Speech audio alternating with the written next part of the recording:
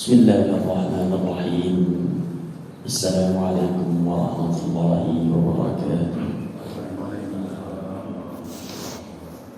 Sama-sama kita bertasbih, bertahmid, bertahlil dan bertakbir.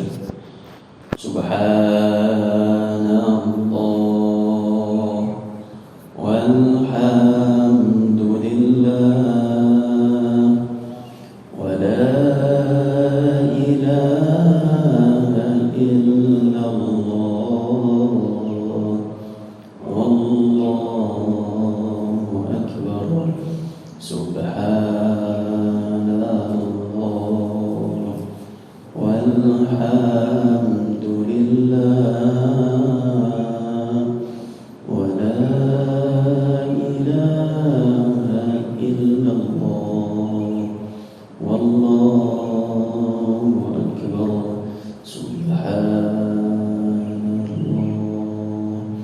walhamdulillah wa la ilaha illallah wallahu akbar. Alhamdulillahi rabbil alamin. Wassalatu wassalamu ala rasulil amin wa ala alihi wa sahbihi ajma'in.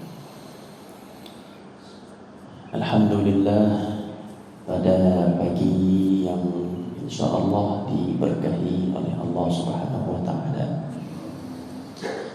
kita diberikan kesehatan, keimanan dan kemudahan di dalam beribadah kepada Allah Subhanahu wa taala. Segala puja dan puji hanya milik Allah. Alhamdulillahi rabbil alamin. Segala puja, pujian, kebaikan hanya kembali kepada Allah Rabbul alamin, yaitu yang menciptakan, menjaga, memelihara alam semesta. Sami'allahu liman hamidah. Allah Subhanahu wa taala mendengar orang-orang yang memujinya, dan makmum pun menjawab, Rabbana walakal hamd. Ya Allah, bagimu adalah segala pujian dan bukan kepada yang lain. Maka puja dan puji, kebaikan seluruhnya hanya kembali kepada Allah. Alhamdulillahi rabbil alamin. Salawat beriring salam kita haturkan kepada Nabi besar kita Muhammad sallallahu alaihi wasallam, yang kita salawati, yang kita cintai, manusia yang harus dicintai pertama di muka bumi. Bukan orang tua, bukan anak, bukan cucu, bukan apatah lagi jabatan, harta dan seterusnya. Nabi Muhammad sallallahu alaihi wasallam, yang nama kita, yang nama beliau Nabi Muhammad lebih sering kita ucapkan dibandingkan kita memanggil diri kita. Yang nama Nabi Muhammad sallallahu alaihi wasallam lebih sering kita panggil, kita ucapkan dibandingkan kita menyebut nama lain di atas muka bumi ini. Dan saya berani katakan itu kalau kitanya sadar. Tidak ada nama yang diucapkan oleh orang beriman lebih banyak dalam satu hari kecuali nama Nabi Muhammad sallallahu alaihi wasallam, bukan nama yang lain. Bukan nama ayahnya, bukan nama ibunya, bukan nama anaknya, bukan nama istrinya, suaminya, bahkan bukan nama dirinya sendiri. Tapi nama Nabi Muhammad yang paling banyak disebut. Syaratnya kalau sadar. Kalau nggak sadar, ya namanya nggak sadar. Orang nggak sadar kan nggak boleh, sholat aja nggak boleh. Jadi kalau sadar, nama Nabi Muhammad lebih banyak disebut dalam satu hari. Dari mana Ustaz? Ketika kita tadi at-tahiyatul, di situ ada Nabi Muhammad tidak, Pak? Ada. Berapa kali nama Nabi Muhammad di dalam at-tahiyat? Berapa kali? 2 kali. 2 kali apa lebih? Karena ini yang mau saya bahas adalah tentang sholat khusyuk. Jadi kalau sholatnya khusyuk, insya Allah kita meresapi setiap makna dan merubah akhlak, dan kita jadi baik 360 derajat. Tapi kalau kita nggak khusyuk sholatnya, mohon maaf, yang diucapkan itu kosong, ngeblank. Dia nggak tahu yang diucapkan itu apa. Dia cuma ngikutin imam lama sedikit gerasak gerusuk, apalagi udah mau Ramadan, terawih yang imamnya lama dikit rukuknya, ini kok imam lama banget baca apaan ini? Padahal yang dibaca sama juga, cuman yang satu bacanya pakai hati, yang satu bacanya pakai lisan, nggak turun ke hati. Itu beda nanti. Makanya nama Nabi Muhammad itu berapa kali, Bu? 3 apa 2 apa 4 apa 5? Coba ya kita ini pelan-pelan. Allahumma salli ala Muhammad, itu satu tuh, wa ala ali Muhammad kama sallaita ala Ibrahim wa ala ali Ibrahim, wa barik ala Muhammad wa ala ali Muhammad. Di berapa kali? 4. Enggak. Kalau saya enggak 4 kali. Enggak, kalau saya bukan 4 kali. Kalau saya 5 kali. Karena sadar atau tidak sadar, dalam sholat, bapak ibuku sholat Masya Allah umurnya jauh di atas saya. Bapak ibuku sholat 40 tahun, 50 tahun, 60 tahun, bahkan ada yang 70 tahun. Tapi toh ternyata kita belum paham makna ayat sholat itu. Sholat itu kita masih ngeblank. Ya kan Pak, Bu? Saya nyebutnya 5 kali, Bapak pun 5 kali, bukan 4 kali. Karena Bapak, Ibu, saya semua yang sholat mengucapkan Assalamualaikum ayyuhan nabiyyu wa rahmatullahi wa barakatuh. Baru Assalamualaikum. Itu kan Nabi yang disebut. Dan itu langsung peka Assalamualaikum. Jadi bapak ibuku setiap sholat tuh salam langsung ke Nabi, seakan-akan Nabi ada di hadir di situ. Karena paketnya pakai domir itu apa? Domirnya itu domir K. Assalamualaikum. Kalau kita ketemu sama orang, Assalamualaikum. Assalamualaikum. Kalau orangnya nggak ada, Assalamualaihi. Hi, orangnya nggak ada. Kalau ada orangnya Assalamualaikum. Maka kalau kita salat itu, kita mengucapkan langsung ke Nabi, Assalamualaikum ayyuhan nabi. Saya pas baca itu dengan sendirinya kepalanya tunduk tuh. Yang tadinya begini, tahiyatul warahmatullahi saya baca gitu ya, Assalamualaikum, itu tunduk tuh langsung. Karena saya nggak sanggup, saya bayangkan Nabi Muhammad ada di depan dan saya nggak berani melihat wajah beliau.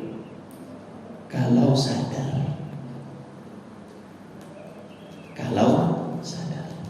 Allahumma salli ala Muhammad wa ala ali Muhammad kama sallaita ala Ibrahim wa ala Ibrahim fil alamin innaka Hamidum Majid. Bapak dan ibuku yang berbahagia, insyaallah tema kita adalah tentang praktik salat khusyuk. Praktik salat khusyuk. Bapak dan ibuku, kita ini salat sudah puluhan tahun dan mau tidak mau, sadar atau tidak sadar, banyak dari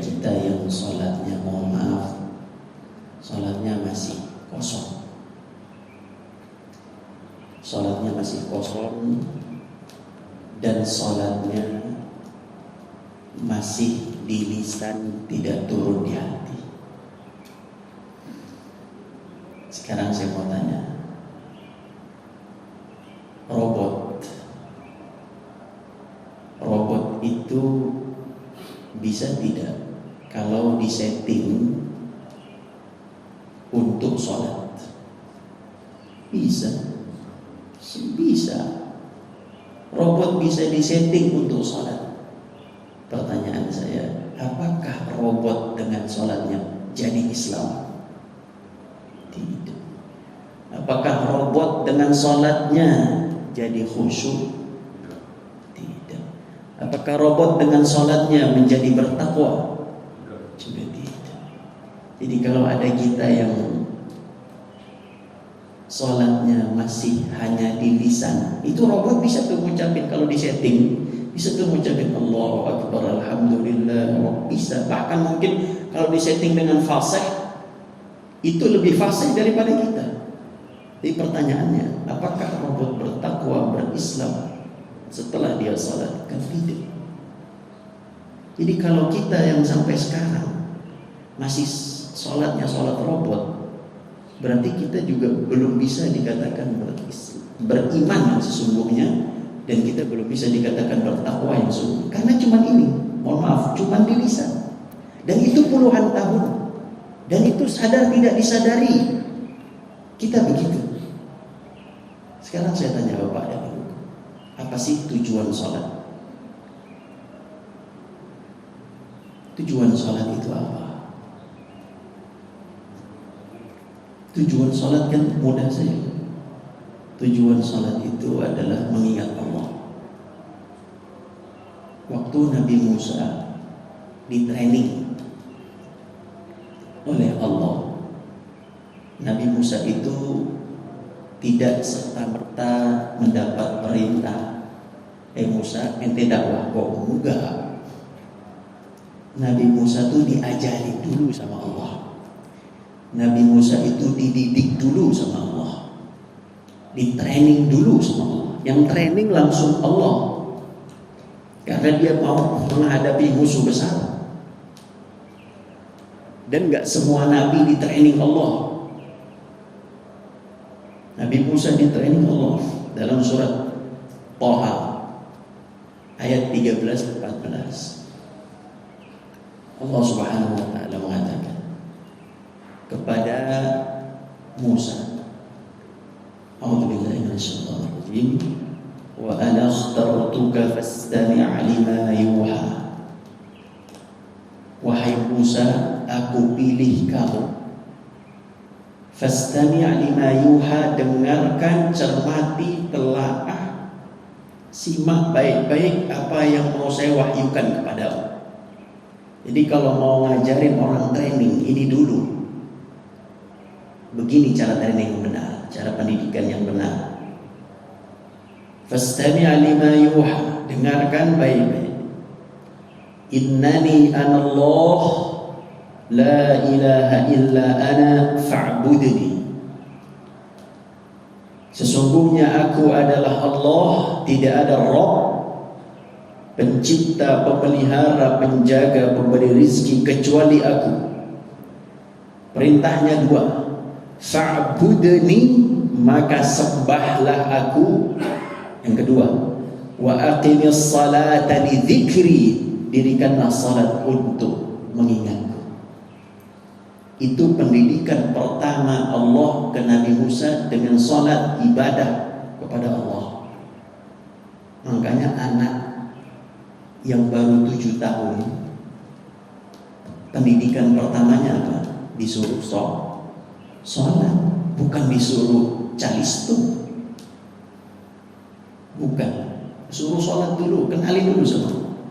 Kata Allah, wa aqimis salata li dzikri, dirikan sholat untuk mengingat. Kan itu tujuan sholat, kita mengingat Allah dan kita memuji Allah. Tapi mohon maaf, kalau kita sholat, jujur, coba Bapak Ibuku jujur, Pas sholat ngingat Allah apa ngingat dunia? Ibu-ibu pulang nih nanti zuhur, ngingat pas sholat itu ngingat Allah apa ingat tuh masakan belum pula dimasak? Ya. Jadi dalam sholat saja kita masih menduakan Allah. Kita diperintahkan untuk ente sholat ingat saya ya. Jangan ingat yang lain. Pun kita masih menduakan Allah. Jadi wajar kalau salatnya nggak khusyuk. Dan itu puluhan tahun. Dan itu kita merasa tenang dengan itu. Dan kita merasa kita akan masuk surga. Firdaus lagi mintanya tanpa hisab. Allahu Akbar.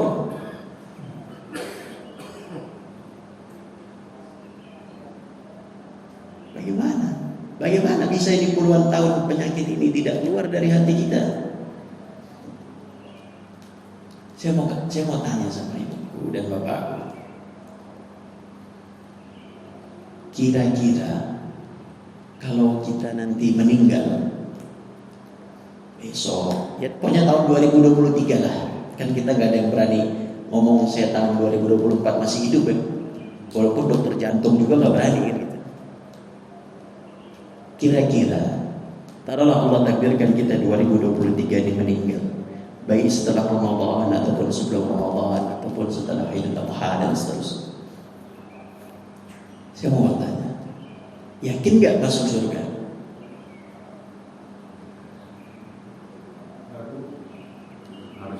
Harus yakin. Kalau masuk surga itu harus yakin, jangan ragu.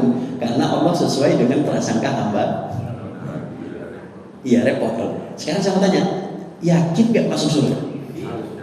Harus yakin. Ya, saya setuju. Tinggal pertanyaannya begini, sebelum yakin masuk surga, bapak ibu yakin gak sih ada akhirat? Itu dulu. Itu harus diyakinkan. Dunia ini nyata sebagaimana akhirat besok nyata, tidak ada keraguan. Orang yang sholatnya, kenapa dia khusyuk? Karena dia yakin besok dia akan dihisab. Dan yang dihisab pertama bukan hartanya, bukan keluarganya, bukan wajahnya yang dipoles setiap hari, bukan. Yang paling pertama diperiksa Allah salatnya, bukan puasanya, bukan hajinya, bukan zakatnya, infaknya triliunan, bukan. Salat ente gimana? Karena salat bapak dan ibuku tidak diturunkan di muka bumi, dia disyariatkan di langit. Dan langit itu tempat bersih, sehingga kita kalau mau sholat harus bersih-bersih dulu. Semuanya harus bersih.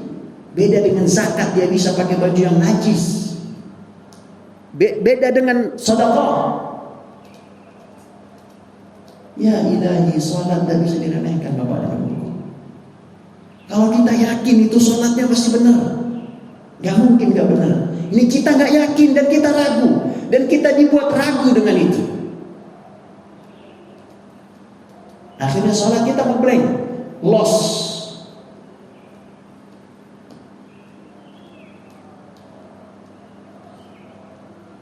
Astagfirullah. Bapak dan Ibu, baik kita katakan kita yakin besok hari akhirat itu ada. Itu gak boleh. Nih sekarang ini ibu hidup, bapak ibuku hidup, nyata, besok pun nyata. Saya mau katakan, bapak ibuku yakin besok ada kehidupan, nyata, tidak bisa diragukan itu. Yang kedua, dan kalau mau pakai dalil kehidupan besok nyata, itu banyak kisahnya. Ashabul Kahfi, Nabi Uzair, itu banyak. Itu tafsirnya silakan dibaca sendiri, panjang lebar dan seterusnya. Besok kita hidup, oke, kita yakin. Besok kita masuk surga, iya, kita yakin kita masuk surga, harus yakin. Baik, saya setuju. Pertanyaan berikutnya adalah, ibu bapakku yakin gak masuk surga terbaik, surga Firdaus sama Rasul? Sekarang saya mau tanya itu. Kan surga banyak. Ya. Pertanyaannya, yakin gak masuk surga sama Rasulullah, Abu Bakar As-Siddiq radhiyallahu anhu, Umar bin Khattab, para anbiya, Ibrahim, Adam, Nuh? Sekarang saya tanya itu, yakin gak masuk surga Firdaus? Hah, gak berani ibu bilang yakin. Ya surga banyak kan, tapi yang tertinggi ini kan kita bapak ibuku punya anak, semuanya diberikan fasilitas untuk mendapatkan prestasi terbaik di dunianya. Bagaimana dia tidak diberikan terbaik untuk fasilitas akhiratnya? Padahal itu adalah hari, tidak ada hari setelah itu. Dunia ini sementara 60 tahun, oke, dia jadi doktor, profesor, dia punya segala macam tanah hektar, yes, good. Tapi Islam itu seimbang, dunia dapat, akhirat dapat, bukan salah satu pincang. Kalau salah satu pincang bukan Islam itu.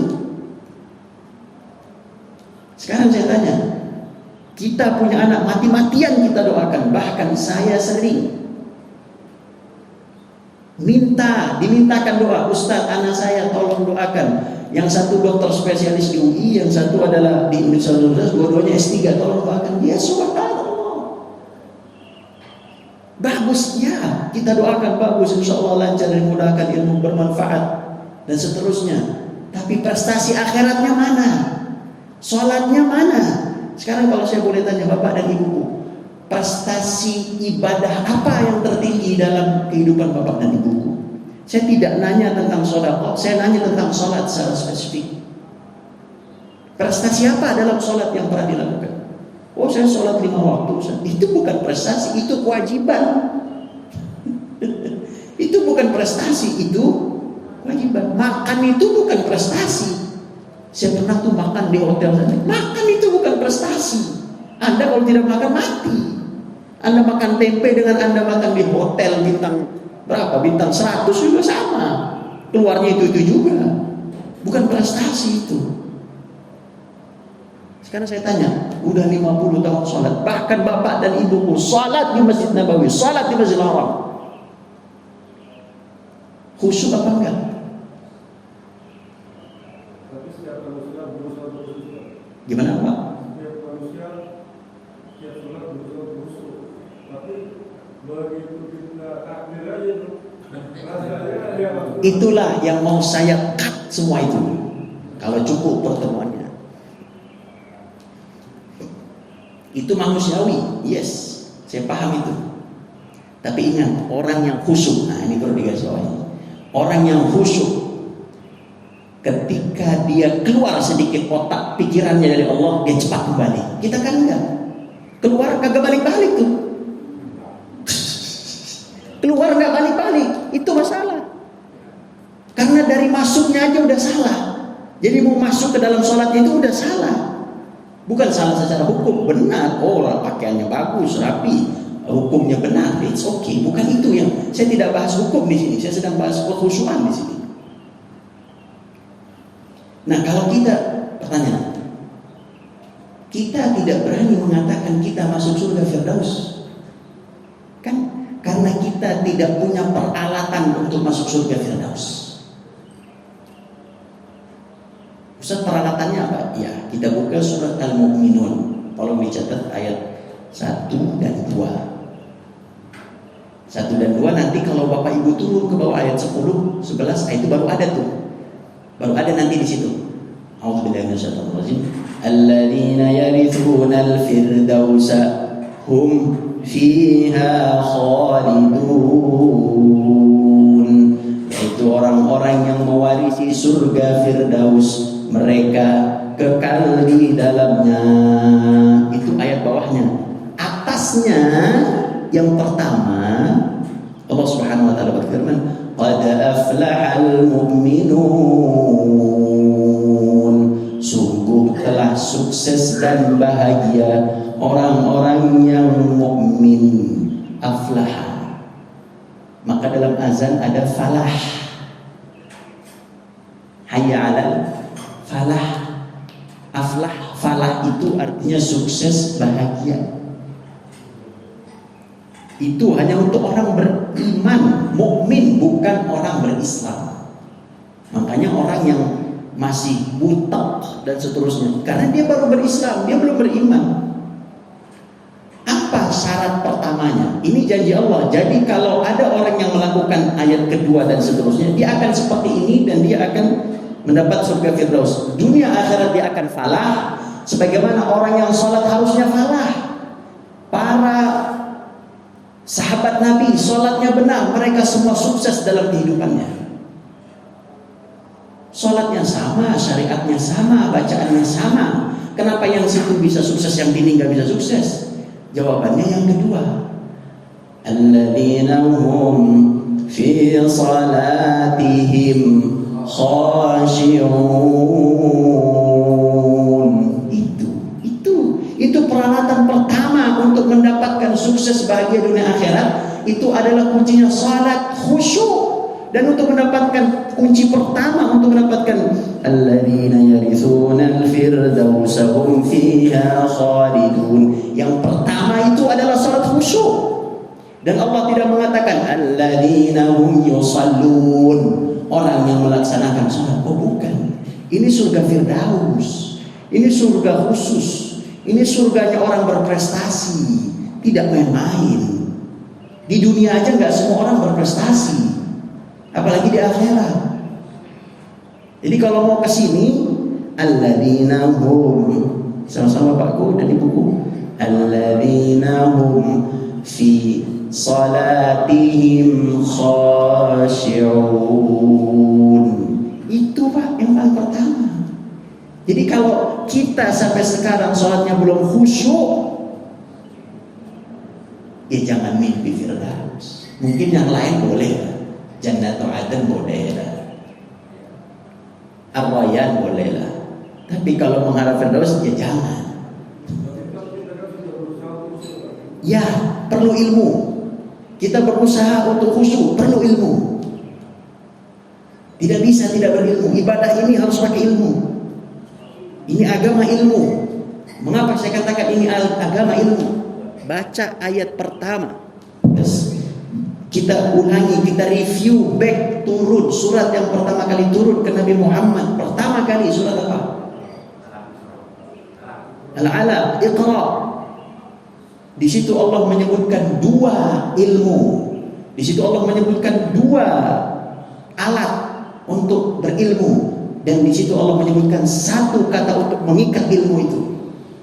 Dua alat untuk mengejar ilmu adalah membaca. Itu disebutkan dua kali. Iqra pertama. Iqra bismi rabbikal ladzi khalaq. Khalaqal insana min 'alaq. Iqra, ente baca dua kali perintahnya. Yang dibaca apa? Ilmu. Iqra bismi rabbikal ladzi khalaq. Khalaqal insana min 'alaq. Iqra wa rabbukal akram. Alladzi 'allama, ilmu. Alladzi 'allama al-insana ma lam ya'lam. 'allamal bil qalam. 'allama bil qalam. Sebutkan dua kali ilmu, disebutkan cara mengikat ilmu, yaitu adalah qalam, pulpen. Jadi agama ini bukan untuk main-main dan bukan untuk dipermainkan. Agama ini harus pakai ilmu. Makanya beda antara orang yang beribadah dengan ilmu dan orang yang beribadah tanpa ilmu. Maka Bapak dan Ibuku, kita mau sampai kapan salatnya tidak khusyuk? Ini mau diteruskan begini terus ini? Oh tidak bisa, ini harus dirubah. Dan niat awalnya adalah mau belajar dan mau merubah. Itu poinnya. Niat awalnya adalah mau belajar, mau berubah. Saya pun demikian Bapak dan Ibu. Saya bukan saya pun baru beberapa di awal tahun ini mau perdalam tentang sholat khusyuk, sehingga saya berubah. Wallahu a'lam tadi sholat terlalu lama atau terlalu cepat.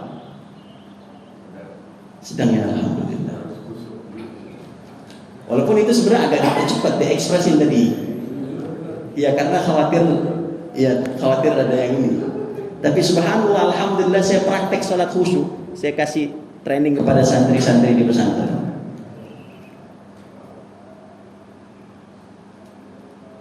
Yang santriwati saya kasih praktek, santri putra juga. Itu alhamdulillah. Jadi ini sebenarnya saya ngomong juga nggak ada perasaan ria, karena saya bukan apa-apa. Cuman ini sebagai motivasi saja.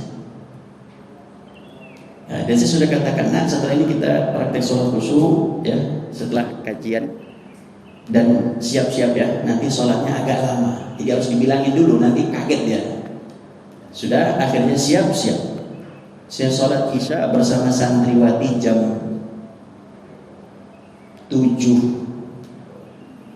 ya malam ya, 19.45. Selesainya 20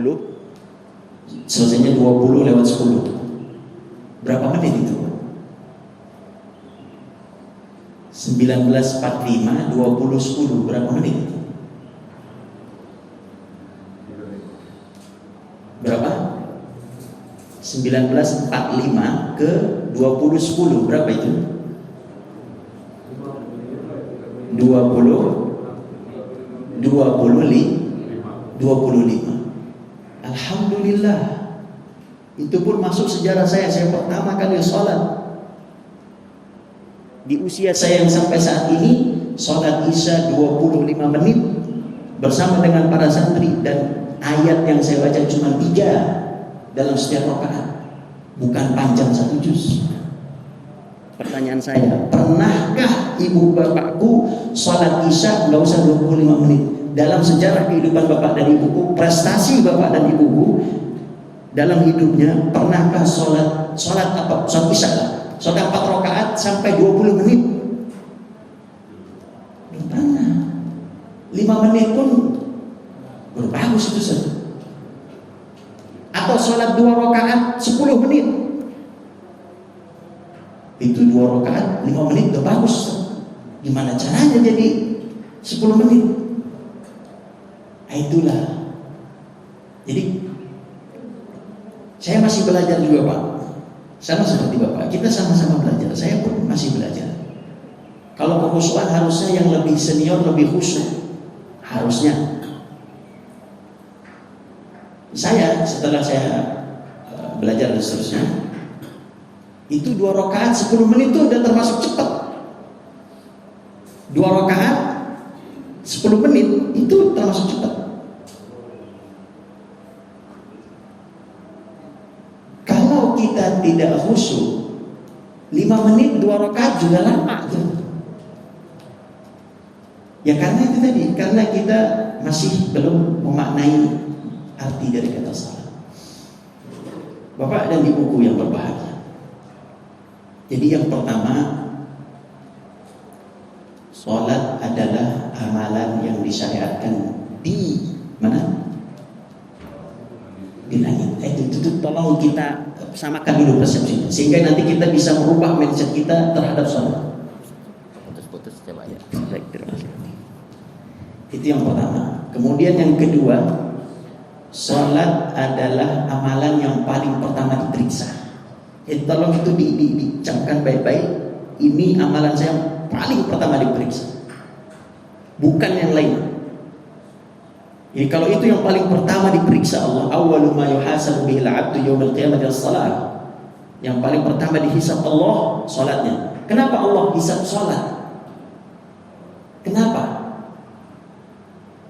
Karena salat itu adalah ibadah jasad dan ibadah roh.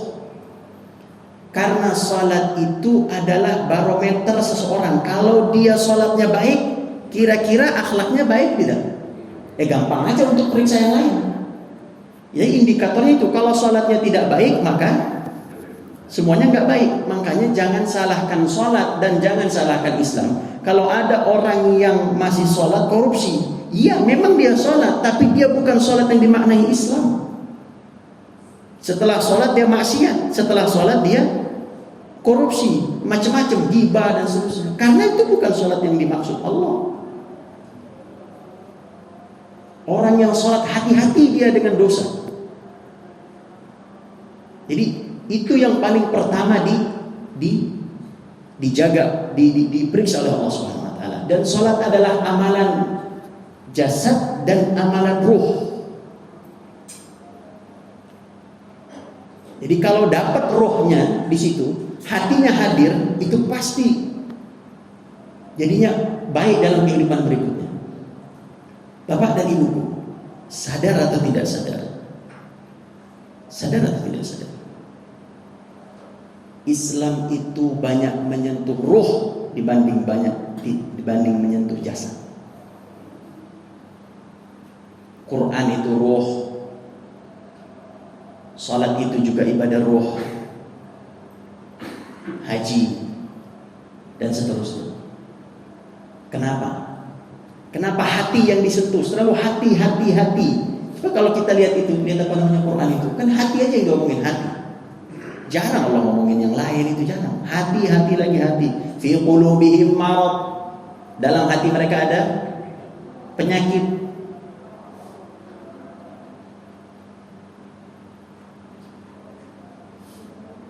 Dan lain sebagainya. Mengapa roh yang disentuh Islam? Karena ketika manusia meninggal, jasadnya itu dibawa ke tanah, sedangkan ruh dibawa ke Allah. Kalau dia diterima Allah, maka dia baik. Kalau dia tidak diterima Allah, maka dia buruk. Dan keadaan jasad di alam kubur mengikuti keadaan ruh. Kalau ruhnya diterima Allah, jasadnya juga akan diterima Allah. Begitupun sebaliknya. Makanya Allah Rasulullah SAW mengatakan dalam hadisnya, Innallaha la yanzuru ila suwarikum. Allah tidak melihat rupamu, wajahmu, tinggimu, apalagi hartamu, tidak. Walakin yanzur ila qulubikum. Hati, ruh. Karena ruh ini nanti yang diterima Allah atau tidak, itu ruh. Hati ini yang diterima oleh Allah itu atau tidak, bukan jasad. Mengapa? Karena jasad itu dari makhluk. Ini jasad nih Pak, dari mana ini? Tercipta dari mana ini? Tanah dari mana? Tanah makhluk bukan? Ya, dia makhluk. Makanya kita dikembalikan ke makhluk. Makanya dalam hadis Nabi SAW, ketika manusia meninggal dunia, kata Allah Subhanahu Wa Taala dari Arsyur Rahman, kembalikan hambaku ke dunia. Ini sudah diterima nih sampai di langit ke-7 dan seterusnya. Oh ya, dilaporkan oleh malaikat maut, itu hadisnya panjang. Dilaporkan oleh malaikat maut, kemudian Allah Subhanahu Wa Taala mengatakan, kembalikan dia di dunia karena di sana saya ciptakan dia, di sana saya matikan dia, dan di sana saya bangkitkan dia. Jadi jasad itu dari makhluk. Roh itu dari mana? Ya, roh itu langsung dari Allah. Yas'alunaka 'anir ruh dalam Al-Quran. Wahai Muhammad, orang-orang bertanya kepadamu tentang roh. Qulir ruhu min amri rabbi. Katakan roh adalah urusan Allah. Roh dari Allah. Maka nanti ini yang keluar itu roh. Itu yang akan naik, diantar oleh malaikat ke langit. Kalau diterima, kalau nggak diterima, ya wes apa boleh buat, kan begitu. Atau kita bilang malaikat, tadi udah turunin dulu, tolong turunin, balikin dulu bentar. Kan nggak bisa Pak. Ntar dulu, nggak bisa. Kayaknya udah bisa. Jadi ini sebagai pengantar Bapak ada di buku, insyaallah. Mudah-mudahan pada pertemuan berikutnya kita bahas tentang bagaimana kiat-kiat untuk salat khusyuk, insyaallah. Mungkin saya cukupkan sampai di sini. Wallahu taala a'lam bissawab. Subhanakallahumma wa bihamdika asyhadu an la ilaha illa anta astaghfiruka wa atubu ilaik. Saya kembalikan jika ada pertanyaan. Wassalamualaikum warahmatullahi wabarakatuh.